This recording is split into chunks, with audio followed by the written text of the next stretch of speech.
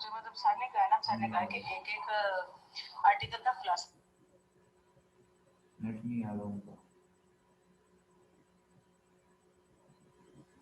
तो कंटिन्यू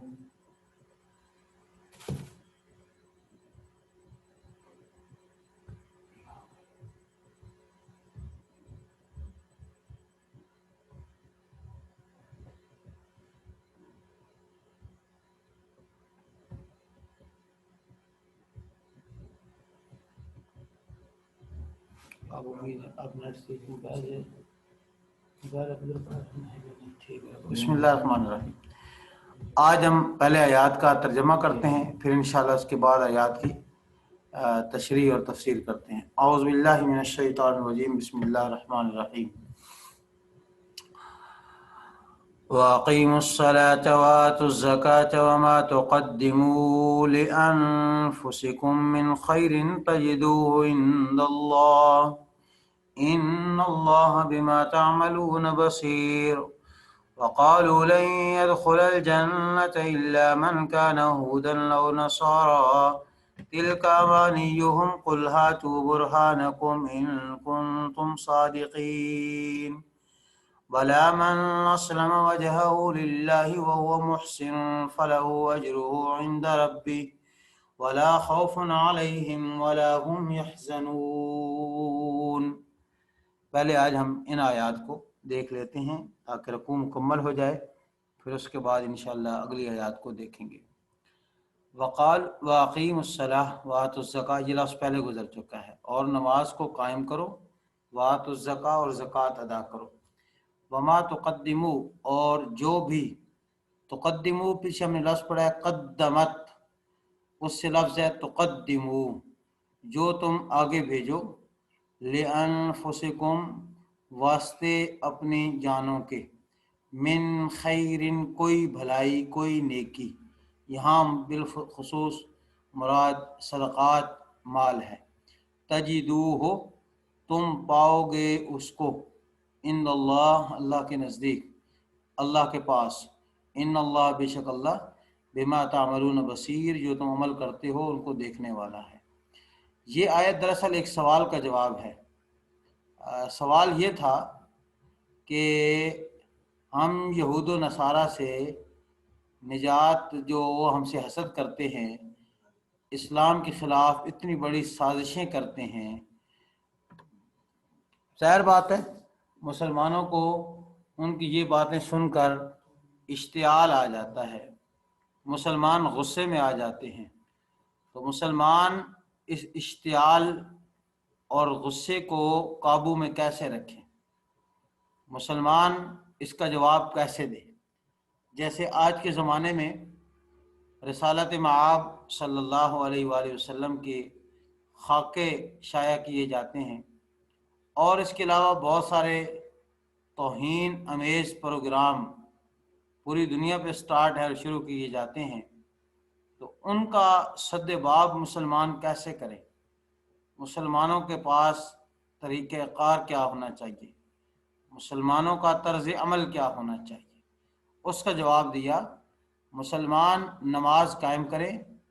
दरअसल इक़ामत सलात में मुसलमानों का बाहमी रबत और बाहमी तौर पर मुसलमानों का मजबूत होना ये मुराद है, क्योंकि नमाज की इक़ामत क्या, नमाज पढ़ने का हुक्म अल्लाह पाक ने नहीं दिया, इक़ामत सलात का अल्लाह ने हुक्म दिया, नमाज कायम करें। नमाज कायम ये होती है कि मस्जिद में मुसलमान मर्द बाजमात अदा नमाज करें। उसका मकसद बुनियादी तौर पर यह है कि मुसलमान आपस में मुनज़्ज़म हों, मुसलमानों में इत्तेहाद आए, इस्लामी सोसाइटी जो है वो एक मजबूत बुनियादों पर खड़ी हो। इससे मुसलमानों की कुव्वत और ताकत बढ़ती है, जिससे राय जिहाद आसान होता है और मुसलमान पूरी दुनिया पर काबिज होते हैं, और फिर दुनिया में किसी में जसारत नहीं होती मुसलमानों के खिलाफ ऐसे इक़दाम उठा सके। आज अव्वल तो मुसलमानों की अक्सरियत नमाज पढ़ती ही नहीं है। दोम, अगर मुसलमान नमाज पढ़ने के लिए आएँ, مسلمانوں کو یہ پتہ ہی نہیں کہ اللہ نے نماز فرض کیوں کی ہے۔ جمعے کی نماز کا اجتماع ایک جگہ ہونا چاہیے، پورے شہر میں ایک جمعے کا اجتماع اسلامی ریاست میں ہونا چاہیے اور اسلامی ریاست اس کو قائم کرے۔ عید کا اجتماع ایک ہونا چاہیے جس میں مسلمان اپنی شاندار قوت اور طاقت کا مظاہرہ کریں، لیکن ہمیں افسوس کے ساتھ یہ بات آج کہنا پڑتی ہے، یہ پہلی چیز ہم سے نکل گئی جس کی وجہ سے ہمارا رعب پوری دنیا پر نہیں رہا۔ قرآن مجید میں اللہ تعالیٰ نے خود ارشاد فرمایا ہے، سنلقی فی قلوب الذین کفروا الرعب، ہم کافروں کے دلوں میں مسلمانوں کا رعب ڈال دیں گے۔ رسول اللہ صلی اللہ علیہ وسلم نے صحیح حدیث میں ارشاد فرمایا، نصرت بالرعب مسیرتین، اللہ تعالیٰ نے 2 مہینوں کی مسافت پر ہمارا رعب کافروں کے دلوں میں ڈال دیا اور اس طرح ہماری مدد کی گئی ہے۔ آج مسلمانوں کا رعب اور دبدبہ اس لیے نہیں ہے، مسلمان آپس میں دست و گریبان ہیں۔ آپ اپنے پورے ملک میں دیکھیں اور ہم مختلف چھوٹے چھوٹے فرقوں میں بٹ گئے ہیں، چھوٹی چھوٹی جماعتوں میں بٹ گئے ہیں، پھر فرقوں کے آگے مزید فرقے، پھر ان فرقوں کے آگے مزید فرقے، یعنی پاکستان میں اس وقت 285 ریلیجس مسلمانوں کی جماعتیں ہیں، مذہبی جماعتیں جو رجسٹر ہیں گورنمنٹ کے پاس، 285 فرقے مسلمانوں کے اس وقت رجسٹر ہیں۔ اور عجیب بات یہ ہے، ہر فرقہ تقریباً دوسرے فرقے کو کافر کہتا ہے۔ مسلمانوں کا شرازہ بکھر گیا ہے۔ ایک شہر کے اندر اگر 150 مساجد ہے تو 150 مساجد پہ نماز جمعہ ادا کی جا رہی ہے۔ اتحاد اتفاق کی جو عملی پریکٹیکل صورت تھی، اس پریکٹیکل صورت پہ ہم نے عمل نہیں کیا، نتیجہ نکل آیا۔ یا آپ سمجھیں کہ وقیم الصلاۃ کا حکم یہاں پر کیوں دیا جا رہا ہے، پیچھے ذکر کریں، دیکھیں آپ، میں اس لیے کہتا ہوں قرآن مجید کو سمجھ کے پڑھنا چاہیے۔ قرآن مجید کی آیت ہے، والذین اذا ذکروا بآیات ربہم لم یخروا علیہا صما وعمیانا، سورۃ نور کے اندر آتی ہے۔ میرا ارادہ ہے کہ میں آپ کو ساتھ قرآن مجید کے آیات کا بھی وزٹ کراؤں، جن آیات کے میں حوالے دیتا ہوں۔ یہ قرآن مجید میں اللہ تعالیٰ نے سورۃ فرقان کی آیت ہے۔ سورۃ فرقان میں اللہ تعالیٰ نے عباد الرحمن کے اوصاف ذکر کیے، ان اوصاف میں اللہ تعالیٰ نے یہ ذکر کیا، عباد الرحمن وہ لوگ ہیں جب اللہ کی آیات ان پر پڑھی جاتی ہیں تو اندھے اور بہرے ہو کر نہیں گر پڑتے بلکہ غور و فکر کرتے ہیں۔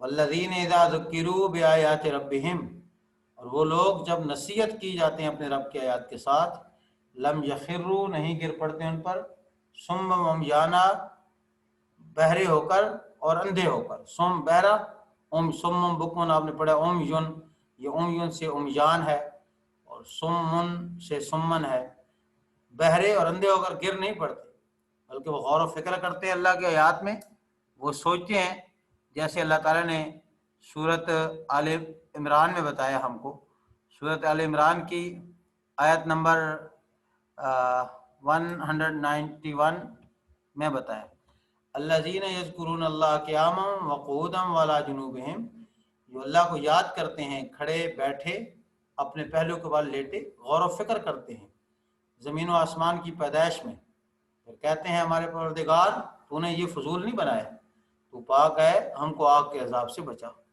یہ طرز ہوتا ہے ایمان کا۔ اقیم الصلاۃ میں بنیادی طور پر یہ اللہ تعالیٰ مسلمانوں کو فکر دے رہے ہیں کہ مسلمانوں کے اندر جذبہ کیسے مقابلہ کریں گے کفار کا، جب آپس میں متحد ہو جائیں گے۔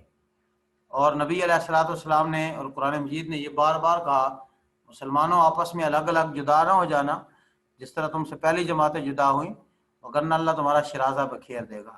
یہ جی مفہوم ہے واقعی الصلاۃ کا، اس پہ بڑی بات ہو سکتی ہے، لیکن اتحادی امت یہ پہلا ہمارے پاس طریقہ کار ہے، وہ ہے جس سے ہم آج کے زمانے میں بھی کفار سے مقابلہ کر سکتے ہیں۔ دوسرا وہ وآت الزکاۃ، زکوٰۃ ادا کرے، مسلمان اپنی معاشی طاقت مستحکم کرے، اپنی معیشت کو مستحکم کرے، جن طبقوں کا استحصال ہو رہا ہے، محروم طبقے، سوال کرنے والے، ان کو عطا کرے تاکہ معاشرے میں کوئی غریب پسماندہ علاقے کا رہنے والا کوئی محروم، کوئی سائل باقی نہ بچے۔ اس سے مسلمانوں کی معیشت مستحکم ہوگی۔ مال جب گردش میں آتا ہے، گردش میں مال آنے کے ساتھ یہ فطرتی عمل ہے کہ غربت کا خاتمہ ہوتا ہے اور مال بڑھتا ہے۔ اس وقت ہر آدمی پھر اسٹرگل کرتا ہے اور حاصل کرے۔ تو یہ بھی ایک بہت بڑا سیٹ اپ سسٹم دیا گیا اس تناظر کے اندر کہ ان کا مقابلہ آپ نے ایسے کرنا ہے۔ آپ اپنے محروم طبقوں کو وہ متاثر ہو کر، جیسے آج کل قیدیانی بہت سارے لوگ ہو جاتے ہیں، غیر ممالک ان کو ویزے دیے جاتے ہیں، تو اسی لیے ہوتے ہیں کہ معاشی طور پر غیر مستحکم ہوتے ہیں۔ آج ہماری ہر ایک کی خواہش ہوتی ہے امریکہ اور لندن جا کر بسیں۔ ظاہر بات ہے معاشی پریشانیاں اور مصیبتیں ہیں، اور رسول اللہ صلی اللہ علیہ وسلم نے فرمایا قاد یکون الفقر کفرا، قریب ہے کہ انسان کو غریبی اور فقیری و کافر بنا دے۔ اس لیے اللہ نے اسلامی ریاست کے لیے یہ قوانین بتائے کہ انسان اسلامی ریاست مسلمان اپنی معیشت کو مستحکم رکھیں۔ پھر اگلی بات جو بتایا فکر آخرت کے بارے میں، وما تقدموا لانفسکم من خیر تجدوہ عند اللہ، جو بھی تم آگے بھیجو گے اللہ تعالیٰ کے حضور تم اس کو ضرور پاؤ گے اللہ تعالیٰ کے ہاں۔ کوئی چیز ایسی نہیں ہوگی جس کی کمی ہو اللہ تعالیٰ کے ہاں۔ اللہ تعالیٰ تمہارے اعمال کا پورا پورا بدلہ دے گے۔ ان اللہ بما تعملون بصیر، اللہ تعالیٰ تمہارے اعمال کو دیکھنے والا ہے۔ اگلی آیت ہم دیکھتے ہیں، وقالوا، اور انہوں نے کہا، لن يدخل الجنت، ہرگز جنت میں داخل نہیں ہوگا، الا من کان، مگر جو ہو ہودن یہودی اور نصارہ یا عیسائی، یعنی ہر ایک گروہ کا دعویٰ تھا۔ تلک امانیہم، یہ ان کی آرزوئیں ہیں۔ امانی کہتے ہیں آرزو کو، خواہش کو، جھوٹی خواہش جس کا پورا ہونا ممکن نہ ہو، اس کو امانی کہا جاتا ہے۔ یعنی ایسی خواہش جو پوری نہ ہو سکتی ہو، اس کو امانی کہا جاتا ہے۔ قل ہاتو، فرما دیجئے، لے آؤ، برہانکم، اپنی دلیل، ان کنتم صادقین، اگر ہو تم سچے۔ یہاں سے اللہ تعالیٰ نے باطل فرقوں کا ذکر کیا۔ ہر مذہبی جماعت، ہر مذہبی طبقہ یہ سمجھتا ہے کہ جنت میں صرف ہم جائیں گے۔ یہ دعویٰ کسی زمانے میں یہود نصارہ آج بھی کرتے ہیں۔ ان کی کتابوں میں ان کی مشنریز جو کام کر رہی ہیں وہ کہتے ہیں کہ جنت کے حقدار صرف یہودی ہیں، اور کرسچن کہتے ہیں جنت کے حقدار صرف کرسچن ہیں، کرسچن صرف جنت میں جائیں گے۔ فرمایا کہ ایسی بات نہیں ہے، یہ ان کی آرزوئیں ہیں۔ آپ فرما دیجیے کہ کوئی دلیل اس پر لے آؤ کہ اللہ نے یہودی یا عیسائیوں کے لیے جنت خاص کر رکھی ہو، اس پر کوئی دلیل لے آؤ اگر سچے ہو تو۔ ان کے پاس ان کی اس بات پر کوئی دلیل موجود نہیں ہے۔ آگے فرمایا بلا من اسلم، بلکہ جس نے سپرد کر دیا اپنے آپ کو، وجہو کا لغوی معنی ہے اپنا چہرہ، یہاں مراد ہے اپنے آپ کو، جس نے سپرد کر دیا، سونپ دیا اپنا چہرہ اللہ کے لیے، وہ محسن، اس حال میں کہ وہ احسان کرنے والا ہے، نیکی کرنے والا ہے، فلہو، بس اس کے لیے، اجرہ، اس کا اجر، عند ربی، اس کے رب کے ہاں ہے، ولا خوف علیہم، نہ اس پر کوئی خوف ہوگا اور نہ وہ غمگین ہوں گے۔ اللہ تعالیٰ بتایا کہ جنت میں جانے کا اللہ نے ہر زمانے میں ایک ہی طریقہ بتایا ہے، وہ اسلام ہے۔ ان الدین عند اللہ الاسلام، دین اللہ کے ہاں اسلام ہے، دین اللہ کے ہاں اسلام ہے، اور جو اسلام دین ہے وہ دین رسالت مآب صلی اللہ علیہ وسلم کو بتایا گیا۔ تو دین جب اللہ تعالیٰ کے ہاں صرف اسلام ہے تو بتایا گیا کہ جو آدمی اسلام کو قبول کرتا ہے اور وہ نیکی بھی کرتا ہے تو اس کا اجر اللہ تعالیٰ کے ہاں ہوگا۔ اس لیے آپ پڑھیں گے آگے قرآن مجید میں آئے گا، اگر اہل ایمان، اگر اہل کتاب یہودی یا عیسائی اسلام قبول کر لیں، اللہ تعالیٰ یہودیوں اور عیسائیوں کو دوہرا اجر عطا فرمائے گا۔ ایک سابقہ کتاب پر عمل کرنے کا، جس کتاب پر انہوں نے عمل کیا ہے، دوسرا ان کا آسمانی کتاب قرآن مجید پر عمل کرنے کا۔ یہ آپ کے سامنے آیت ہے پارہ نمبر 28 کے آخر میں صورت آتی ہے، سورۃ حدید کی آیت ہے جی. میں آپ کے سامنے سورۃ حدید کی آیت رکھنے لگا ہوں.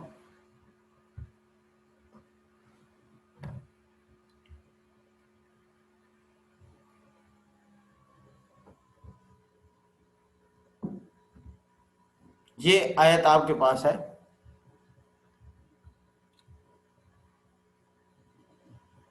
یہاں پر اللہ تعالیٰ نے فرمایا اگر اہل کتاب ایمان لے آئیں تو اللہ تعالیٰ ان کو دگنا اجر عطا فرمائے گا. یہاں پر وہ آیت، ہاں، یا ایھا الذین آمنوا اتقوا اللہ وآمنوا برسولہ، یہ دراصل اہل کتاب کو خطاب ہے. اہل ایمان اگر اللہ سے ڈرو اور اس کے رسول پر ایمان لاؤ، یؤتکم کفلین من رحمتہ، اللہ تعالیٰ تم کو دگنا اجر دے گا اپنی رحمت سے. حدیث میں رسالت میں آپ صلی اللہ علیہ وسلم کی صحیح حدیث موجود ہے. آپ علیہ السلام نے فرمایا اگر اہل کتاب ایمان لے آئیں اللہ تعالیٰ اہل ایمان کو دگنا اجر دے گا، ایک سابقہ کتاب پر ایمان رکھنے کا اور ایک اس آسمانی کتاب قرآن مجید پر ایمان رکھنے کا. اب یہ اللہ تعالیٰ نے ان کی بات فرما دی. اس کے بعد آگے وقالت الیہود، اور کہا یہود نے، لیست النصارى علی شیء، عیسائی کسی چیز پر نہیں. وقالت النصارى لیست الیہود، اور کہا عیسائیوں نے، کرسچن نے، لیس الیہود، جوش کسی مذہب پر نہیں ہے، علی شیء کسی چیز پر. وہم، اور وہ، یتلون تلاوت کرتے ہیں، الکتاب کتاب کی، کذالک اسی طرح، قال الذین، کہا ان لوگوں نے، لا یعلمون جو نہیں جانتے، مثل قولہم ان جیسی بات، فاللہ یحکم، پس اللہ فیصلہ کرے گا، بینہم ان کے درمیان، یوم القیامت قیامت کے دن، فیما کانوا بیچ ان مسئلوں میں، یختلفون جس میں وہ اختلاف کرتے ہیں. اب یہاں اللہ تعالیٰ جو بتاتے ہیں کہ یہ نہیں کہ یہودی اور عیسائی آپس میں ایک دوسرے کو صحیح سمجھتے ہیں، یہ آپس میں بھی ایک دوسرے پر فتویٰ بازیاں کرتے ہیں. یہودی کہتے ہیں عیسائی کسی مذہب پر نہیں ہے، عیسائی کہتے ہیں یہودی کسی مذہب پر نہیں ہے. حالانکہ یہ کتاب پڑھتے ہیں، کتاب میں اللہ نے بتایا ہے جو اللہ کی توحید اس کے پیغمبروں پر ایمان لاتا ہے وہ صحیح بات پر ہے. اس کے باوجود یہ ایک دوسرے کی تکفیر کرتے ہیں، ایک دوسرے کی تکذیب کرتے ہیں. اور جو اہل علم نہیں ہے، جن کے پاس علم نہیں ہے، قال الذین لا یعلمون الکتاب لا یعلمون، اس سے مراد ہے مشرکین مکہ، وہ بھی ان جیسی بات کرتے ہیں. اللہ قیامت کے دن پریکٹیکل جو عملاً فیصلہ ہے وہ کرے گا. وہ ان کے اختلاف میں علمی فیصلہ تو اللہ نے دنیا میں کر دیا، بتا دیا فلاں حق پر ہے فلاں باطل پر ہے، لیکن پریکٹیکل جو اللہ تعالیٰ ایک ججمنٹ کریں گے ان کے درمیان، فیصلہ کریں گے، وہ قیامت کے دن ان کے درمیان کریں گے. آج آپ دیکھ لیں مسلمانوں کی مجموعی صورتحال یہ ہے، ہر مکتبہ فکر دوسرے مکتبہ فکر کے اوپر کفر کا فتویٰ لگاتا ہے. آپ دیوبندیوں کے پروگرام سنیں، وہ اہل سنت والجماعت بریلوی کو کافر کہیں گے. اہل سنت والجماعت بریلوی کے پروگرام سنیں، وہ دیوبندیوں کو کافر کہیں گے. اہل حدیث حضرات وہ دوسروں کو کافر کہیں گے. حالانکہ اسلام نے اس چیز سے سختی سے منع کیا ہے.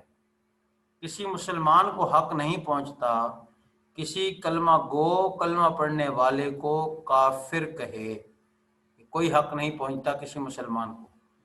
حدیث جبرائیل بڑی مشہور حدیث ہے نبی علیہ الصلوۃ والسلام کی. آخری زمانے میں حضرت جبرائیل علیہ السلام رسالت مآب صلی اللہ علیہ وسلم کے پاس آئے تھے اور آپ صلی اللہ علیہ وسلم سے دین کے بارے میں سوالات کیے تھے. تو وہاں سے پوچھا تھا ایمان کیا ہے اللہ کے رسول صلی اللہ علیہ وسلم بتائیے. آپ صلی اللہ علیہ وسلم نے وہاں پر ایمان بتایا، اللہ پر ایمان لائیں، فرشتوں پر، آسمانی کتابوں پر، آخرت کے دن پر، اچھی بری تقدیر پر. یہ آپ صلی اللہ علیہ وسلم نے ایمانیات بتا دی. اب جو آدمی ان ایمانیات پر یقین رکھتا ہے اس کو ہم کوئی چھوٹے موٹے مسائل کے اختلاف کی بنیاد پر کافر ڈکلیئر نہیں کر سکتے، کافر نہیں کہہ سکتے. یہ جہالت پر مبنی باتیں ہیں جن کی اللہ نے تردید کی ہے. اچھا، یہ فتویٰ بازی کا نتیجہ کیا نکلتا ہے؟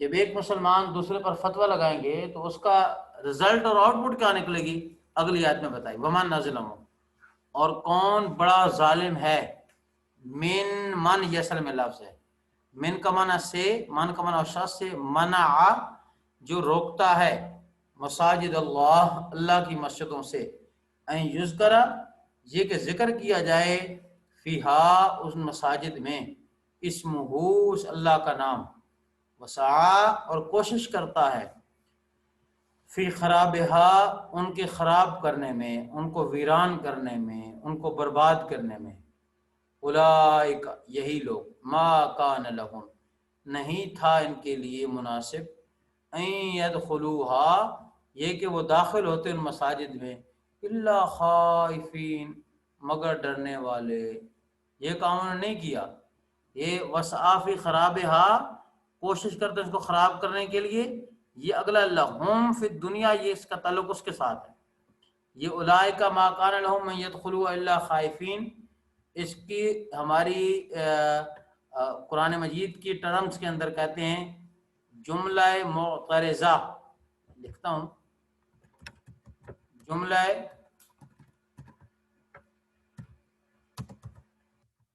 معترضہ، جملہ معترضہ اس کو کہتے ہیں آپ کوئی کلام کر رہے ہیں، کسی کے ساتھ گفتگو کر رہے ہیں، گفتگو میں اصل بات کسی اور ٹاپک پہ آپ کر رہے ہیں، لیکن درمیان میں ایک ایسی بات ضروری آئی ہے جس کو آپ نے اس اپنی ٹاپک کی بات کے اندر انٹر تو کر دیا ہے، لیکن اس بات کا نہ کوئی ماقبل سے تعلق ہے، نہ کوئی ماں بعد کے ساتھ تعلق بنتا ہے، ربط نہیں بنتا، لیکن وہ بات وہاں کرنا بھی ضروری ہوتی ہے، اس کو ہم عربی اصطلاح میں، قرآن مجید کی اصطلاح میں جملہ معترضہ کہتے ہیں، یعنی بات چل رہی تھی جو مسجدوں سے روکیں وہ ظالم ہیں اور ان کی خراب کرنے کی کوشش کریں، تو ان کا نتیجہ کیا نکلے گا، لہم فی الدنیا خزی ولہم فی الآخرۃ عذاب علیم، ان کے لیے دنیا میں خزی رسوائی ہے، ولہم عذاب اور ان کے لیے عذاب ہے عظیم، اور آخرت میں عذاب عظیم، عذاب ہے بہت بڑا۔ تو درمیان میں ضروری بات آ گئی تھی کہ وہ مسجدوں سے ایک تو لوگوں کو روکتے ہیں، دوسرا مسجدوں کو ویران کرنے کی کوشش کرتے ہیں، حالانکہ چاہیے یہ تھا کہ وہ لوگ مسجدوں میں داخل ہوتے اللہ سے ڈرتے ہوئے، وہ جو کہتے ہیں کہ ہم جنت میں جائیں گے، جنت میں فلان جائے گا فلان جائے گا، جنت کے دعوے دار ہیں، تو ان کے دل میں تو عاجزی انکساری ہونی چاہیے تھی، جنت میں تو عاجز اور انکساری کرنے والے لوگ جائیں گے، وہ بجائے عاجزی اور انکساری کرنے کے متکبرانہ انداز میں یوں کرتے ہیں، یہ مناسب نہیں، یہ ربط ہے اس کا، یوں اس آیت کا خلاصہ بنتا ہے۔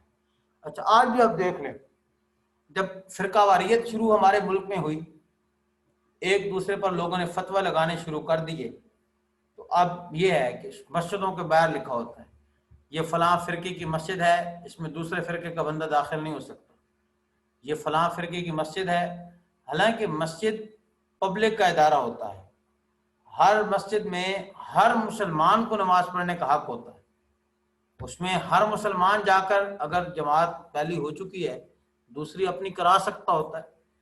عرب کی سوسائٹی میں جائیں، خرابیاں وہاں بھی بہت ہیں، لیکن وہاں ایک خوبی یہ ہے کہ کوئی آپ کو عرب کنٹریز میں دقت نہیں ہوگی، وہاں خاص طور پر مردوں کو کسی کے پیچھے نماز پڑھنے کی، کیونکہ وہاں کوئی فرقہ واریت نہیں ہے، وہاں جو بھی آگے کھڑا ہو، داڑھی ہو نہ ہو، اس کو امام بنا دیتے ہیں، بس ٹھیک ہے یہ ہماری نماز پڑھا دے۔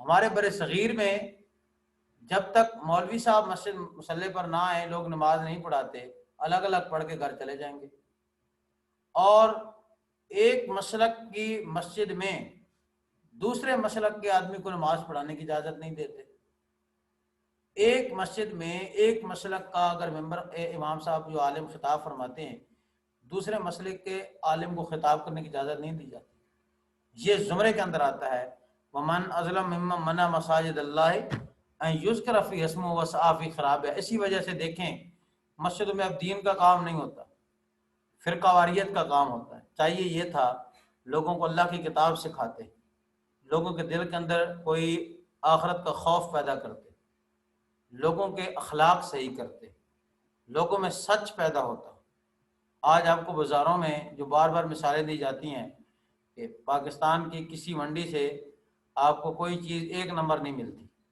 مرچ لینے جائیں وہ 2 نمبر گھٹیا، چینی لینے جائیں وہ گھٹیا، آئل لینے جائیں وہ گھٹیا، ہر چیز میں ملاوٹ ہے۔ وجہ یہ ہے کہ مسلمان بھی آج یہ کہتے ہیں ہم جنت کے ٹھیکیدار ہیں، جنت میں ہم جائیں گے، وقالوا لن تمسنا النار الا ایاما معدودہ، ہمیں آگ نہیں چھوئے گے مگر گنتی کے چاند دن، جو مرضی ہم کریں جنت میں ہم جائیں گے۔ حالانکہ جنت میں جانے کا یہ کوئی قانون اللہ نے، آپ قرآن بار بار پڑھیں، دیکھیں آپ جنت میں جانے کا قانون، پچھلی آیت میں پھر ایک دفعہ دیکھیں، بلا من اسلم وجہہ للہ، جس نے اپنے آپ کو اللہ کے سپرد کر دیا، اس کی کوئی مرضی نہیں، اس کی اپنی کوئی رضا نہیں رہی، اب اس کے پورے وجود پر، اس کی سوچ پر، اس کی فکر پر، اس کے خیالات پر اللہ اور اس کے رسول کے حکم چلتے ہیں۔ ہونا تو یہ چاہیے تھا اس کی زندگی پر، پریکٹیکل لائف میں اللہ اور اس کے رسول کا حکم غالب ہونا چاہیے تھا۔ وہ محسن، وہ نیکی کرنے والا ہو تو اس کو اجر اللہ کے ہاں ملے گا۔ آج یہ ہمارے اندر بات من اسلم وجہ للہ، یہ کیا ہمارے معاشرے میں ہمیں پائی جاتی ہے؟ اگر یہ بات پائی جاتی ہوتی تو ملک میں یہ جتنے بھی بڑے بڑے ہم سنتے ہیں یہ ہو گیا وہ ہو گیا، یہ کام کیوں ہوتے ہیں؟ آج ہم اس بات پہ بیٹھے ہیں، یہ تل کا بانی لن يدخل الجنت الا من كان هودا او نصارى، تل کا بانی جو ہمیں پٹی پڑھائی ہے بس جنت میں ہم مسلمانوں نے جانا ہے، امت محمدیہ نے جنت میں جانا ہے، اور تو کسی نے جانا نہیں۔ ایک کام بھی سیدھا نہیں کر رہے، ان کی ڈگر پر چل رہے ہیں جس سے اللہ نے ہم کو منع کیا۔ اللہ تعالیٰ نے ہم کو جس بات سے بنیادی طور پر ڈرایا، ہم 100% انہیں کی اس بات پر چلتے جا رہے ہیں۔ اگر آگے اللہ تعالیٰ فرماتے ہیں وَلِلَّهِ الْمَشْرِقُ وَالْمَغْرِبُ فَأَيْنَمَا تُوَلُّوا فَثَمَّ وَجْهُ اللَّهِ إِنَّ اللَّهَ وَاسِعٌ عَلِيمٌ۔ پہلے ترجمہ سمجھ لیں، پھر اس آیت کا مطلب بیان کر کے آج ہمارا درس یہاں تک انشاءاللہ ہوگا۔ اور اللہ ہی کے لیے مشرق اور مغرب، پس جہاں کہیں بھی تم منہ پھیرو، فثم، فا کا معنی پس، ثم وہاں، یہ لفظ اچھی طرح سمجھ لیں، ثم سا پر پیش ہو، پھر اس کا معنی ہوتا ہے پھر، ثم پھر، ثم سین پر زبر ہے، یہ قرآن میں غالباً 2 سے 3 مقام پر آیا ہے، اس کا معنی ہوتا ہے وہاں، وہ جگہ مراد ہوتی ہے، فثم پس وہاں، اور ثم ہوتا تو پھر، یعنی یہ کام ہوا اس کے بعد یہ کام ہوا، اور پھر کے معنی میں آتا ہے۔ اور یہاں ثم یہ آتا ہے، یہ اس فعل ہے تو وہاں وجہ اللہ، اللہ کا چہرہ ہے، مراد ہے اللہ کی ذات وہاں پر ہے۔ ان اللہ بلا شبہ اللہ تعالیٰ واسع وسعت والا، علیم جاننے والا ہے۔ یہ دراصل آگے تمہید باندھی جا رہی ہے، آگے ایک مسئلہ آ رہا ہے تحویل قبلہ۔ رسالت مآب صلی اللہ علیہ وآلہ وسلم جب ہجرت کر کے مکہ مکرمہ سے مدینہ منورہ تشریف لے کر گئے، 17 ماہ تک رسالت مآب صلی اللہ علیہ وسلم نے بیت المقدس کی طرف منہ کر کے نمازیں پڑھی۔ پھر غالباً ظہر کی نماز رسول اللہ صلی اللہ علیہ وسلم پڑھ رہے تھے، 2 رکعتیں ہو چکی تھیں، اور تیسری رکعت میں حکم آ گیا کہ آپ اپنا چہرہ قبلہ شریف کی طرف، بیت اللہ کی طرف کر دیں۔ ہنگامہ ایک کھڑا ہو گیا مکہ مدینہ میں، آپ صلی اللہ علیہ وسلم نے حالت نماز میں اپنا چہرہ پھیر لیا، اور آپ صلی اللہ علیہ وآلہ وسلم کے پیچھے آپ کے اصحاب نے بھی چہرہ پھیر لیا۔ مدینہ منورہ میں آج بھی وہ مسجد ہے جس کو مسجد قبلتین کے نام سے یاد کیا جاتا ہے، اور اس مسئلے کو عربی ٹرمز کے اندر جو استعمال ہوتی ہے قرآن کی، تحویل قبلہ کہتے ہیں۔ ٹرم کا نام ہوتا ہے تحویل قبلہ، یعنی رسول اللہ صلی اللہ علیہ وسلم نے اپنا چہرہ مکہ مکرمہ کی طرف، بیت اللہ کی طرف پھیر دیا اس کو۔ اب اس کی تمہیدن کہا جاتا ہے بھائی اللہ تو مشرق میں بھی ہے مغرب میں بھی ہے، تم نے منہ جو کرنا ہے، تم نے جو منہ کرنا ہے وہ جہاں بھی کرو، اللہ کی ذات وہاں پر موجود ہے۔ دراصل کوئی منہ کرنے کی غرض نہیں کہ آپ وہاں کریں تو وہاں ہوگا، وہاں کریں تو وہاں ہوگا۔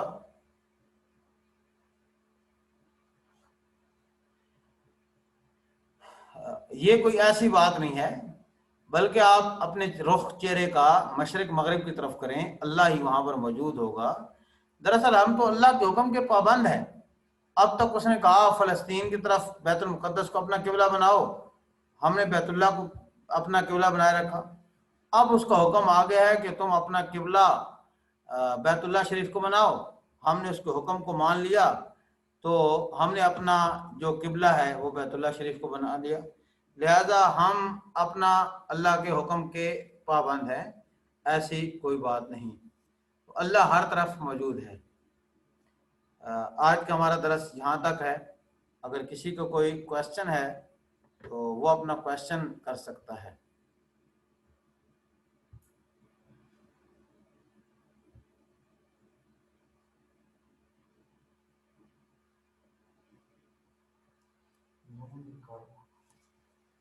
السلام علیکم ورحمۃ اللہ وبرکاتہ۔